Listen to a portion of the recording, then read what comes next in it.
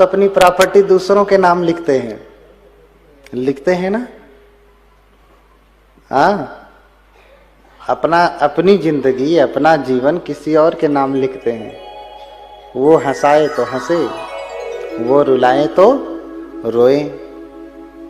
कुछ आपके हाथ में नहीं रह गया, रिमोट किसी और के हाथ में दे दिया, तो उसी रिमोट से कहीं ना ऐसा रिमोट दबाए कि आपको निर्वाण भी मिल जाए।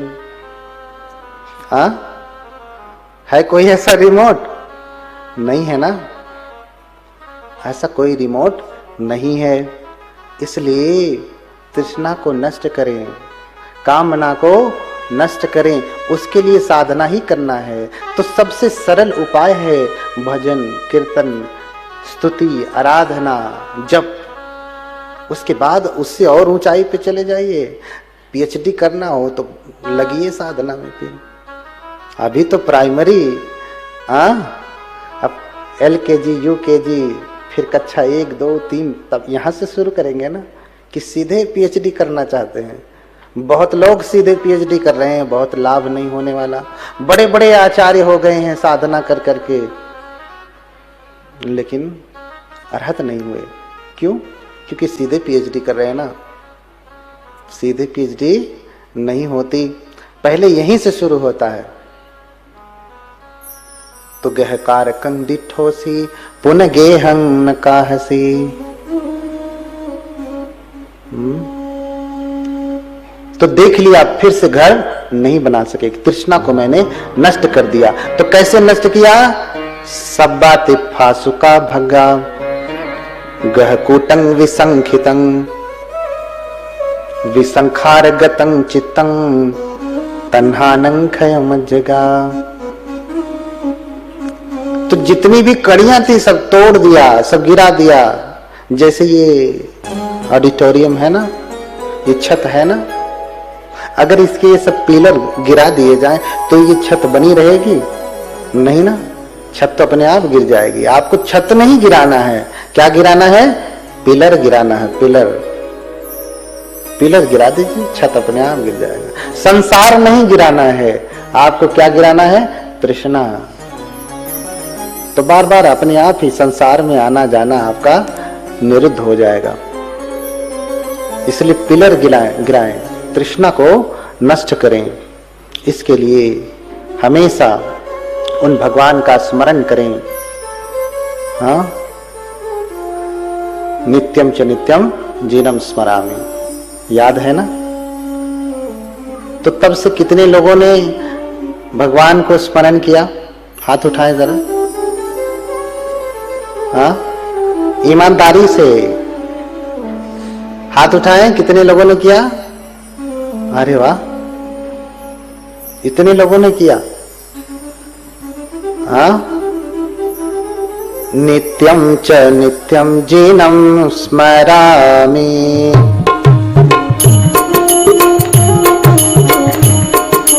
नित्यं च नित्यं जीनं स्मरामि, नित्यं च नित्यं जीनं स्मरामि, नित्यं च शोचामि जिनस्य दर्शनं, नित्यं च शोचामि दर्शनार्थं, नित्यं च शोचामि जिनस्य दर्शनं, नित्यं च शोचामि दर्शनार्थं, नित्यं च नित्यं प्रणिधिं करोमि, नित्यं च नित्यं प्रणिधिं करोमि।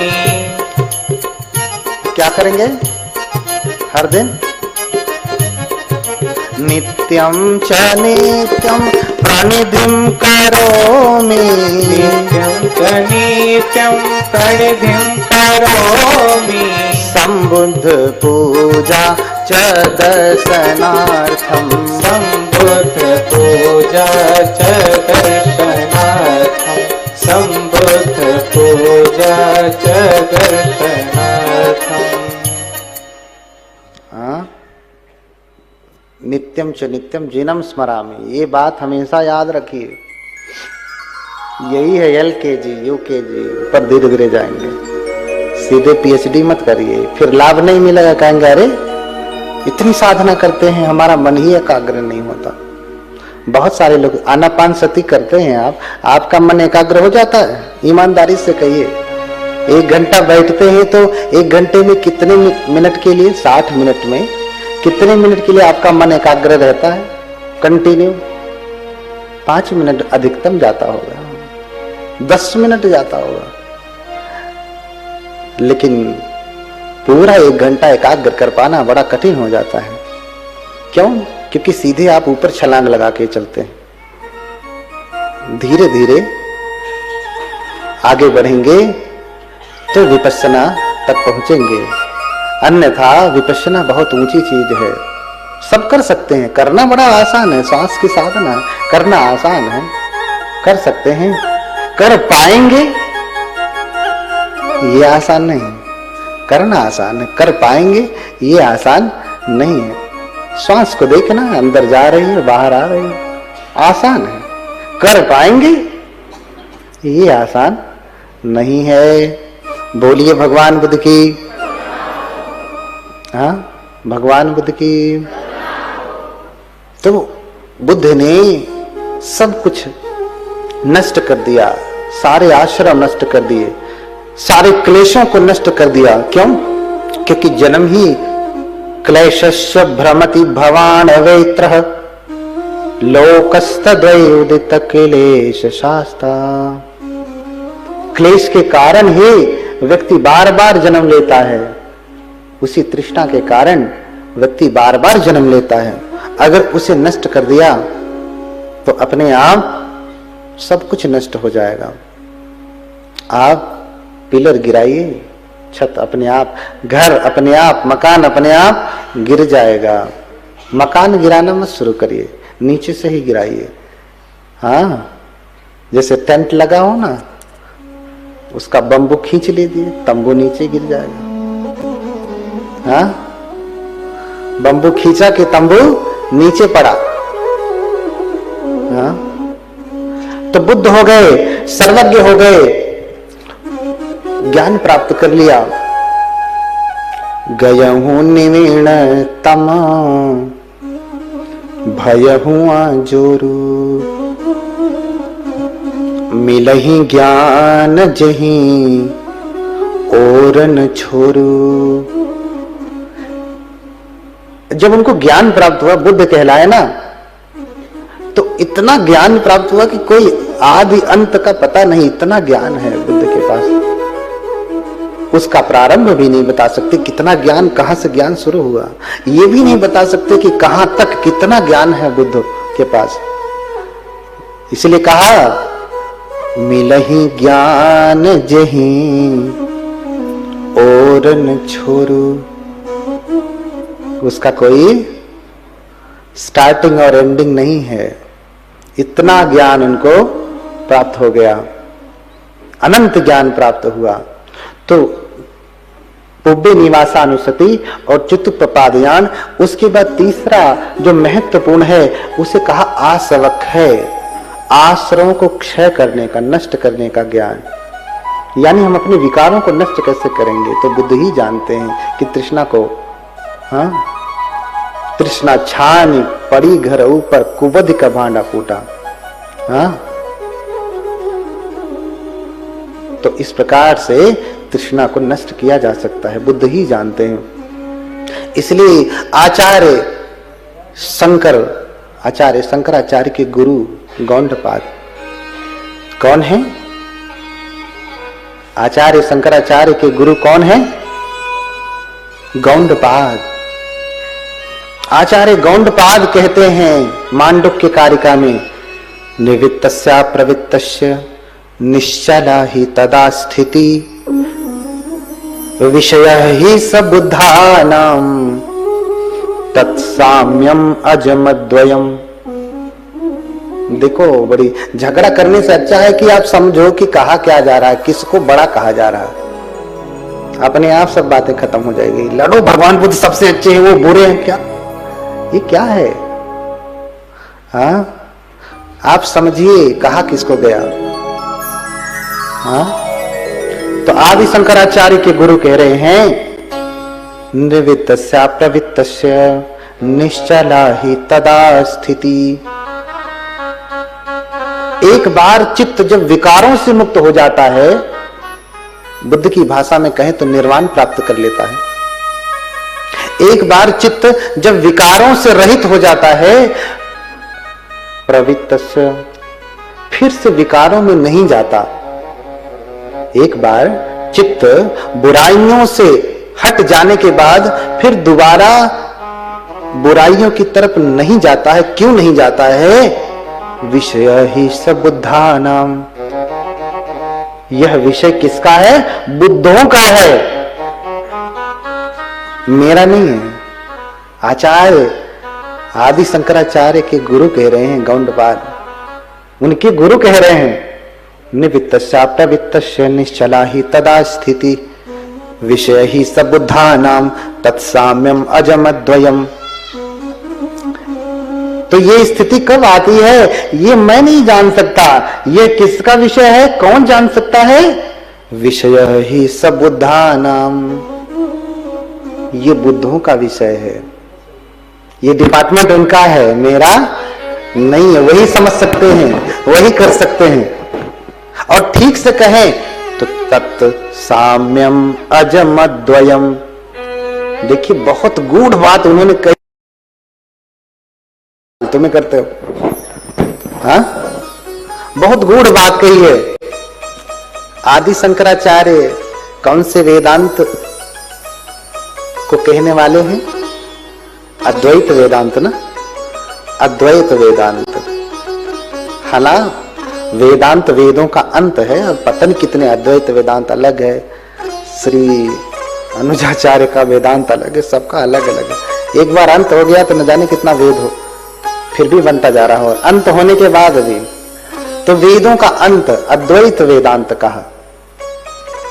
हाँ, तो अद्वैत के रचयिता हैं, कहने वाले हैं आदि शंकराचार्य।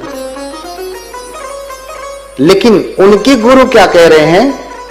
आदि शंकराचार्य जी के गुरु क्या कह रहे हैं कि चित्त विकारों से मुक्त होने के बाद एक बार दोबारा उसमें नहीं जाता। तो ये क्यों नहीं जाता? मैं जान नहीं सकता, मेरा विषय नहीं है, बुद्धों का विषय है। और अगर ठीक से कहें तो तत्साम्यम अजमद्वयम। हाँ, ठीक से कहें, आचार्य गौंडपाद कह रहे हैं ठीक से कहें तो तत्साम्यम अजमद्वयम, वही अजम अद्वयम। अजमद्वयम संधि विच्छेद कर दीजिए, अजम अद्वयम। तत्साम्यम अजमद्वयम, वही बुद्ध ही अद्वैत के बताने वाले हैं। जो दो नहीं होता है, जो दो नहीं होता है वो क्या है? एक निर्वाण। असंख्यता च धातु, बुद्ध ने कहा वही निर्वाण एक है। वो निर्वाण एक ही है, उसी को अद्वैत कहा। क्या कहा? अद्वैत, दो नहीं है। अर्थात बुद्ध ने जो निर्वाण प्राप्त किया उनके बाद शिष्यों ने भी तो अरहत पद को प्राप्त किया, निर्वाण प्राप्त किया। तो बुद्ध ने जो प्राप्त किया वो दूसरा था, शिष्यों ने जो प्राप्त किया वो दूसरा था? नहीं नहीं, अद्वैत है वो, दो नहीं है, एक ही है। जिसको जिसको मिलेगा सबको वही वाला ही मिलेगा, सबको वही वाला ही मिलेगा, अलग नहीं मिलेगा, अलग नहीं मिलेगा। तो झगड़ा करने की क्या जरूरत है? वो सीधे सीधे ही कह रहे हैं बुद्ध अद्वैत को कहने वाले हैं, बुद्ध ही का विषय है, बुद्ध ही बड़े हैं, तो क्यों झगड़ा करते हैं? आप बुद्ध को प्रमोट करिए, बुद्ध की वाणी को प्रमोट करिए, अपने शब्दों में कहिए कि बुद्ध क्या क्या कहते हैं। बुद्ध क्या क्या कहते हैं। इसलिए आप ठीक से समझिए आचार्य के वचन को। संत कबीर, संत रैदास भी बाद में ही बात कहते हैं, संतों यह पद है निर्वाण। कौन सा पद है? यह निर्वाण का पद है, उसी को बुद्ध निर्वाण कहते हैं ना। निर्वाण शब्द ही पहली बार भगवान बुद्ध ने उपयोग किया है। संतों यह पद है निर्वाण। ये जो व्यक्ति प्राप्त करता है ना मुक्ति, उसी को निर्वाण कहते हैं। हाँ, तो सभी लोग बुद्ध के ही वचनों को दोहरा रहे हैं। बुद्ध आसवक्खय को जानते हैं, इसलिए बुद्ध सर्वज्ञ कहलाए। सर्वज्ञ कहलाने के बाद जानते हैं ना, परीक्षा भी होती है। देवता, गंधर्व, नाग, ब्रह्मांड, यक्ष, गंधर्व, ये सारे लोग परीक्षण भी तो करते हैं। और मार कभी भी अपने क्षेत्र से किसी को बाहर नहीं जाने देता। मार यानी बुराई। स्कंध मार, मृत्यु मार, क्लेश मार, जिसे क्लेश कहते हैं। फिर अंतिम मार होता है देवपुत्र मार। मार कितने हैं? आज तक आप इतना ही जानते रहे होंगे। मार यानी बुरी बात, बुरे विकार मन के, बुराइयां मन की, यही मार है ना? नहीं, मार के 4 प्रकार हैं। स्कंध मार यानी स्कंधों के द्वारा जो मार आपको पकड़ा हुआ है, चारों तरफ से एकदम ऐसे करके पकड़ा हुआ है, आपको हिलने नहीं देता, इस चक्र से बाहर नहीं निकलने देता। हाँ, वो है स्कंध मार। ये चक्र कैसा है? ये 5 उपादान स्कंध जो है, रूप, वेदना, संज्ञा, संस्कार, विज्ञान। तो अकेले रूप को ही देख लीजिए। रूप यानी ये 4 तत्वों से बना हुआ शरीर, आकाश बाद में घेरता है, इसलिए बौद्ध लोग 4 ही मानते हैं। लेकिन 5वां आकाश अनंत आयतन जब हम ध्यान करते हैं 8 समापत्ति में, तो आकाश बाद में घेरता है। होते तत्व जो है 4, 5वें को देखा नहीं जा सकता, इसलिए 4 ही मानते हैं। तो ये 4 तत्वों से बना हुआ जो शरीर है, जिसमें 6 आयतन हैं, जिसे इंद्रिय कहते हैं। नाक, कान, आंख, जीभ, त्वचा और मन, है ना? अन्य लोग पंच इंद्रिय मानते हैं, मन को इंद्रिय में नहीं रखते हैं। बुद्ध से शलायतन कहते हैं, षड आयतन। हाँ, 6 सेंस बेस। सो इसलिए इनके अपने प्रपंच हैं। चक्षुना संफस्सजो रूपम, आंख से रूप देखा, इस प्रपंच में फंसा है। सुंदर गाड़ी देख लिया, अब गाड़ी में फंसा है, उसे गाड़ी चाहिए। पहले इससे तो निकलो, बुद्ध बहुत दूर है। सुंदर स्त्री देख लिया, उधर फंसा हुआ है, पहले इससे तो निकलो ना। तो ये मार का पूरा प्रपंच ऐसे 5 इंद्रियों का चारों तरफ से ऐसे पकड़े हुए है। इसलिए आपने एक काल चक्र का तिब्बती में थंका देखते होंगे, तो इस चक्र को ऐसे दांतों से दबा करके मार ने पकड़ा हुआ है। ऐसे थंका देखा है? नहीं देखा होगा आपने, देखेंगे। अब कह दिया तो ढूंढते रहिएगा, दिखाई देगा। क्योंकि जिस धरती पे हम लोग रहते हैं, वहां सभी बौद्ध धर्म के संप्रदाय के लोग रहते हैं। और खासकर तिब्बती परंपरा में थंका बनाए जाते हैं, यानी उसका प्रोजेक्शन जो है चित्रकारी के द्वारा किया जाता है। तो मार ने पकड़ा है आपको इंद्रियों के माध्यम से, ये आपके चक्र को पकड़ा हुआ है, ऐसे दांत से दबा के, हाथ से पकड़ करके निकल नहीं सकते आप। एक से निकले तो दूसरा, उसमें आप फंस जाएंगे। इंद्रिय द्वार झरोखा नाना, तह तह सुर बैठे करिठाना।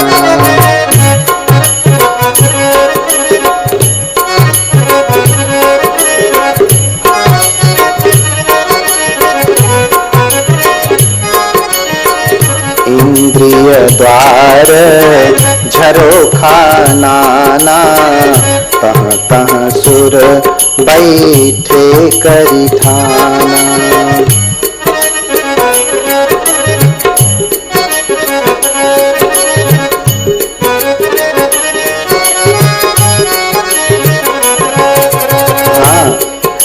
ये इंद्रियां हैं और इनके दरवाजे हैं, और कहते हैं यहाँ देवता बैठे हुए हैं। तो बैठ के क्या कर रहे हैं? आवत देखहीं विषय बयारी। क्या करते हैं?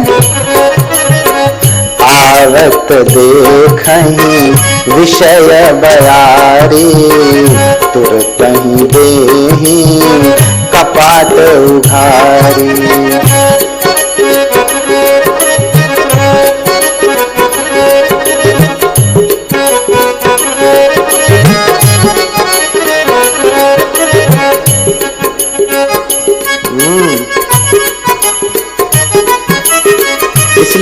इंद्रियों का प्रपंच है। आंख से रूप है, कान से शब्द है, नासिका से गंध है, जिह्वा से स्वाद है और काया से स्पर्श है, मन से चिंतन मन चैतसिक धर्म है।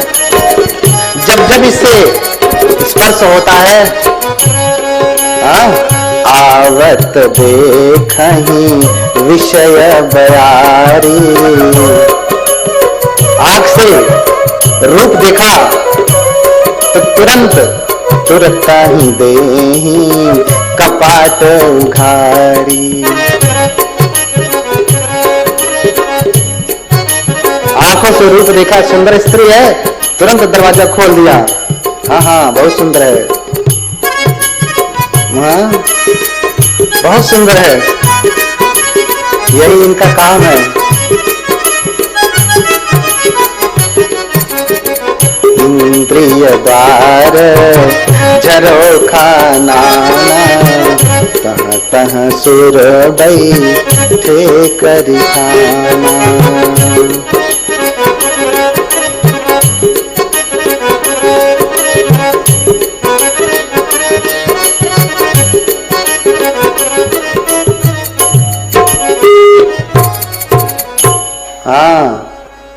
ये प्रपंच है इंद्रियों का जो चलता रहता है। जो विषय दिखता है तुरंत ये देवतागण कहते हैं इंद्रिया द्वार हैं, उसमें नाना प्रकार के झरोखे लगे हैं और उन झरोखों पे कोई मानो देवता बैठा है तो कर क्या रहा है बैठ करके, जैसे जैसे इनके विषय के यानी इनके जानने वाले, इनसे संबंध रखने वाले जो है विषयों का संपर्क होता है ना, वैसे वैसे ये दरवाजा खोल देते हैं। अच्छा, आप दरवाजा कब खोलते हैं? जिनको आप जानते हैं उनके लिए कि जिनको नहीं जानते उनके लिए? जिनको जानते हैं उन्हीं के लिए ना। अब कान के पास हम कोई सुंदर सा फूल लेकर के जाएं तो ये कान का विषय नहीं है ना, किसका विषय है? नासिका का और आंख का। इस दरवाजे से कोई मतलब नहीं है। आवत देखहि विषय बयारी, तो तुरत ही देहि कपाट उघारी। आओ। अच्छा, और फिर आदमी उसी में फंस गया, लगा अपना। घर में आया कोई तो लीन हो गया ना, भाई आया है कोई घर से, नानी आई, दादी आई, काका आए, भैया आए, ये लीन हो गया उसी में। ऐसे ही विषय जो आए उसी में लीन हो गया। बड़ी सुंदर है, बड़ी सुंदर, वहां दिखी थी, चौक पे दिखी थी, वहां लीन हो गया उसी में। फिर आए, फिर देखूं। हाँ, तो इससे ही व्यक्ति निकल नहीं पाता है। 5 इंद्रियों का ये जो प्रपंच है उससे कोई निकल नहीं पाता है, बड़ा कठिन है। इसी को मारना है, और जब तक मारेंगे नहीं तो कल अजर अमर हुए, अजर अमर नहीं होंगे। बुद्ध तो अजर अमर हो गए, 2600 वर्ष पहले बुद्ध थे, आज भी और रहेंगे, मरेंगे नहीं। अरे बुद्ध जब सशरीर जिंदा थे तो उस समय इनको जानने वाले 1000, 2000, लाख लोग रहे होंगे, करोड़ लोग रहे होंगे। अब तो अरबों खरबों, गणना ही नहीं कितने लोग बुद्ध को जानते हैं, मानते हैं, शरणागमन करते हैं। हाँ, उठ गए वो बीच से नभ के परिंदा हो गए, मौत ने दी जिंदगी वो मर के जिंदा हो गए। मानो मौत ने महापरिनिर्वाण उनको जिंदगी दी। जिंदे पे जितना जिंदा नहीं थे, जीवित रहते जितना लोग नहीं जानते थे, उससे ज्यादा मरने के बाद लोग जानते हैं, महापरिनिर्वाण के बाद लोग जानते हैं। मानो दूसरी जिंदगी हुई, दूसरा जीवन है। इसलिए आप भी लड़ाई झगड़ा छोड़ें और अपने भीतर चल रहे प्रपंचों से लड़ने के लिए तैयार होवें। दूसरों से न लड़ें। शत्रु बाहर जात नहीं है, शत्रु भीतर ही है। शत्रु अपने ही हैं, अपने चाहे शरीर के हों, अपने चाहे आपके अपने कुल गोत्र के हों, दूसरे नहीं है। हर किसी के लिए यही बात लागू होती है। एक केकड़ा जब बाहर निकलना चाहता है ना, तो उसकी एक टांग मछली आके नहीं खींचती है, केकड़ा ही खींचता है। मछली को खींचते देखा? केकड़ा ही खींचता है, दूसरा नहीं खींचता। लड़ने की भाषा नई सीख और ये भिख मंगे की आवाज बदल। नई भाषा सीखिए बोलने की, लड़ने की भाषा नई सीख, भिख मंगे की आवाज बदल। सिमटे पंखों को खोल गरुण, तू लड़ने का अंदाज बदल। समझ रहे ना? लड़ने की भाषा नई सीख, भिख मंगे की आवाज बदल। सिमटे पंखों को खोल गरुण, तू उड़ने का अंदाज बदल। लड़ाई झगड़ा छोड़िए, प्रेम फैलाइए, करुणा फैलाइए, मैत्री फैलाइए, ये सब फैलाइए अपने आप। अरे हमारे धर्म का, हमारे सील का, हमारे सदाचार का रंग इतना पक्का हो, जो हमसे सटे उसे हमारा रंग लग जाए, वाह वाह वाह करते हुए भागे ना। अरे यही बौद्ध वाले हैं बे, जब देखो तो दूसरों को गाली देते रहते हैं। यही बुद्ध को मानने वाले हैं। क्या बुद्ध ने गाली दिया किसी को? कहीं कोई शब्द? अकोस ब्राह्मण, इतना क्रोधित ब्राह्मण आकर के गाली दे रहा है, आंखें बंद कर रहा है, कुछ सुनी नहीं रहा ना, बस गाली दे रहा है। भगवान बुद्ध एक शब्द उसको गाली के नहीं कहे, अभी तो इतना ही कहते हैं, बस दे दिया जो देना था। कह क्या दे दिया? अरे जो इतनी देर से दे रहा था मुझे गाली, अब शब्द दे दिया कि और भी देना है। अरे जो तूने दिया वो मैं नहीं लेता, जा। बिना लड़े ही पराजित कर दिया। और आज आप बुद्ध पुत्र होकर के पता नहीं कौन सी लड़ाई लड़ रहे हैं। उड़ने की भाषा, लड़ने की भाषा नई सीख, भिख मंगे की आवाज बदल। सिमटे पंखों को खोल गरुण, तू उड़ने का अंदाज बदल। समझ रहे ना? बोलिए भगवान बुद्ध की। इतना ही धीरे बोलेंगे तो हम आगे कैसे बोलेंगे? बोलिए भगवान बुद्ध की। हाँ, अब लग रहा कि जीवन झाला।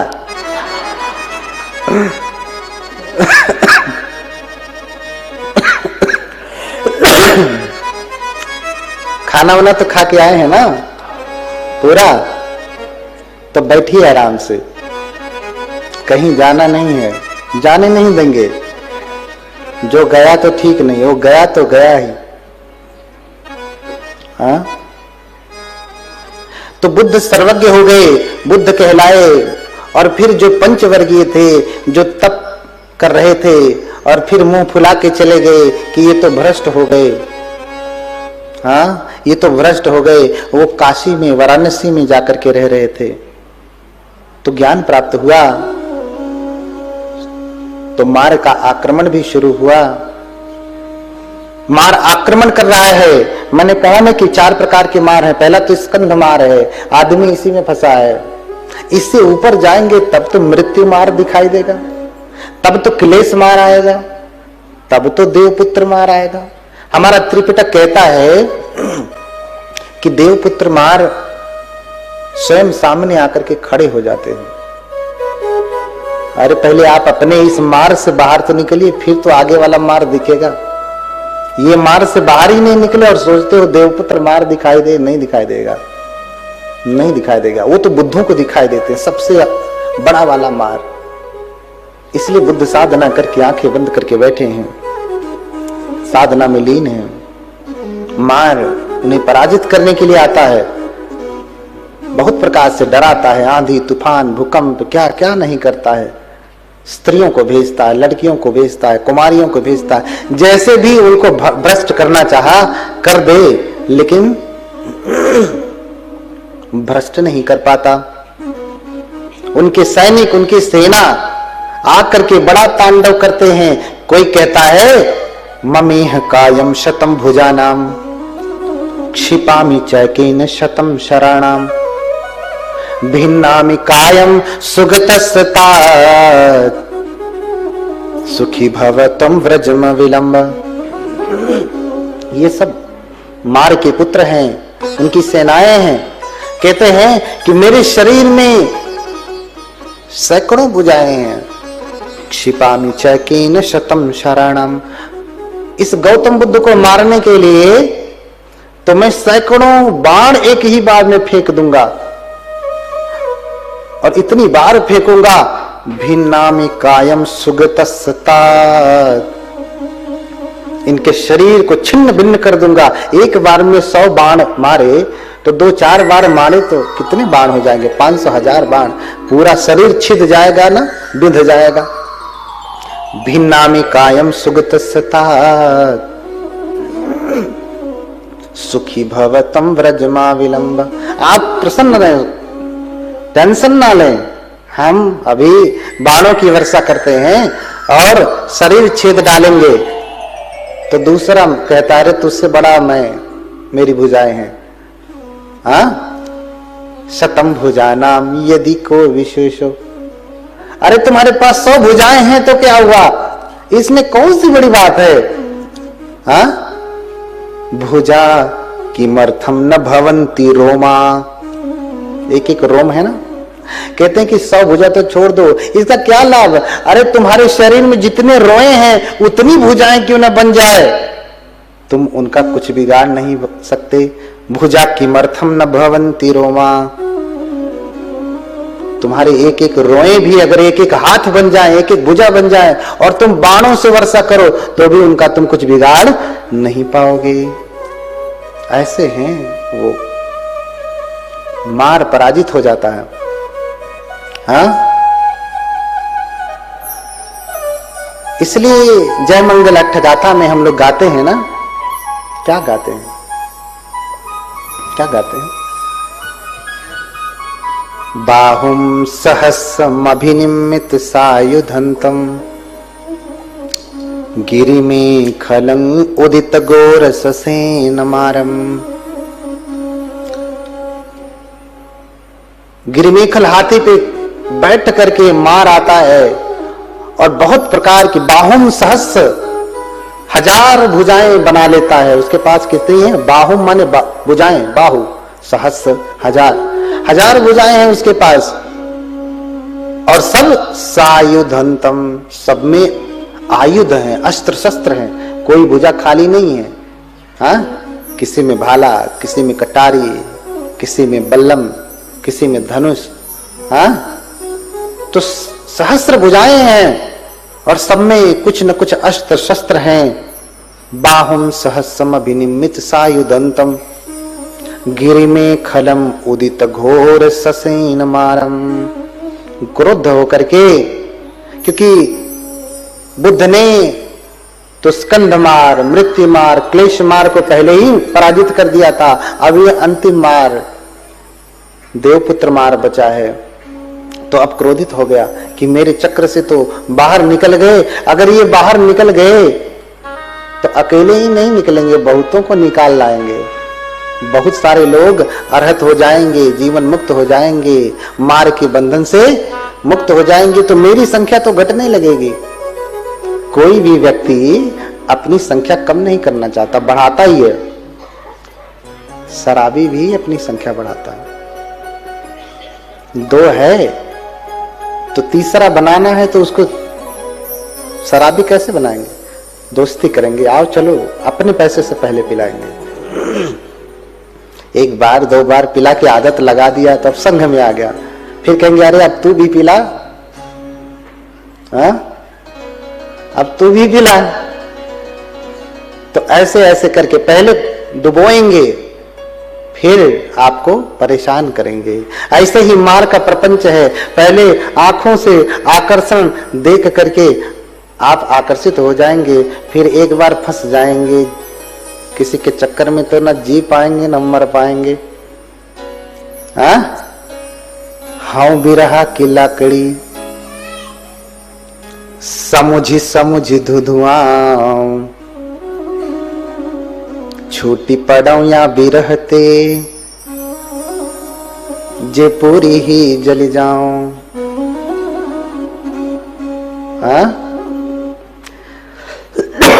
कहते हैं कबीरदास जी, जब लकड़ी आप जलाते हैं, गीली लकड़ी हो, उसे जलाएंगे तो जलती है कि धुआं छोड़ती है? कभी कभी थोड़ी सी जल जाती है, समझ ही समझ, थोड़ी सी जली फिर धुआं धुआं धुआं, फिर जली फिर धुआं धुआं धुआं। हाँ बिरहा की लाकड़ी समुझी समुझी धुआं। जिसके चक्कर में फंस गए हैं ना, जहां भी फंसे हैं ना, क्षण मात्र के लिए प्रेम आएगा, अग्नि जलेगी, और फिर दिन भर तो सिर्फ पीड़ा ही रहेगी। कबीरदास के वचन है, समुझी समुझी धुआं। आग थोड़े समय के लिए जलती है, धुआं ज्यादा रहता है। धुआं कष्ट देता है आंखों को कि आराम देता है? कष्ट देता है ना। ऐसे ही जहां भी पड़े हैं, फंसे हैं, ये जो पांचों इंद्रियों का प्रपंच है उसमें फंसे हैं ना, तो थोड़े समय के लिए सुख देगा, उसके बाद थोड़ा सा सुख आया, फिर दिन भर 1 घंटे के लिए सुख है तो 11 घंटा दुख है। उस सुख में भी दुख है, 1 घंटा जो मिला है। हाँ बिरहा की लाकड़ी समुझी समुझी धुआं। इसलिए कहते हैं कि छूटी पड़ो या बिरहते, जे पूरी ही जली जाऊं। तो कैसे आप धुएं से छुटकारा कैसे पाएंगे? जब पूरी लकड़ी जलेगी ना, जब पूरी लकड़ी जल जाएगी तो धुआं अपने आप खत्म हो जाएगा, सिर्फ आग आग बचेगी। लेकिन पूरी लकड़ी किसी की जलती नहीं। क्यों? क्योंकि जैसे आप जला रहे हैं वैसी लकड़ी जलेगी ही नहीं। पहले लकड़ी सुखानी पड़ती है, पहले तृष्णा को सुखाना पड़ता है, फिर जलाना पड़ता है। और आप तृष्णा में डुबो करके रखे हैं चाशनी में, हाँ, और फिर जलाना चाहते हैं, कैसे लकड़ी जलेगी? बहुत लंबा समय लगेगा। गीली लकड़ी जल्दी जलती नहीं।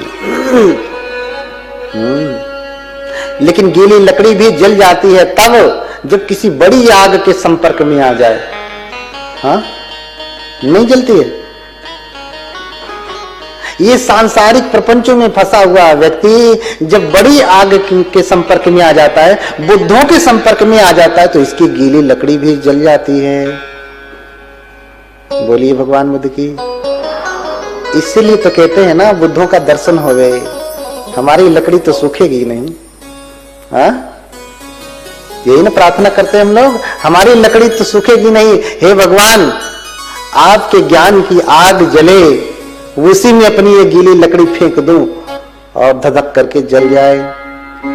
इसलिए बुद्ध के समय में किसी का बाल बन रहा है, बुद्ध उपदेश कर रहे हैं, उपदेश सुनते सुनते कोई अरहत हो गया। हाँ, बहुत सारे लोग, जब से मैं आया हूं, बहुत सारे लोग कहते बनते मैं आपका YouTube पे वीडियो सुनता हूं, बड़ा अच्छा लगता है। कोई कहता मैं बहुत मांस खाता था, मैंने मांस खाना छोड़ दिया। मैं बहुत शराब पीता था, मैंने शराब पीना छोड़ दिया। मैं बहुत ऐसा था वैसा था, मैंने छोड़ दिया। ये सुनकर के बड़ा अच्छा लगता है कि चलो कम से कम बुद्ध का वचन आपके लिए सार्थक तो हो रहा है। हाँ?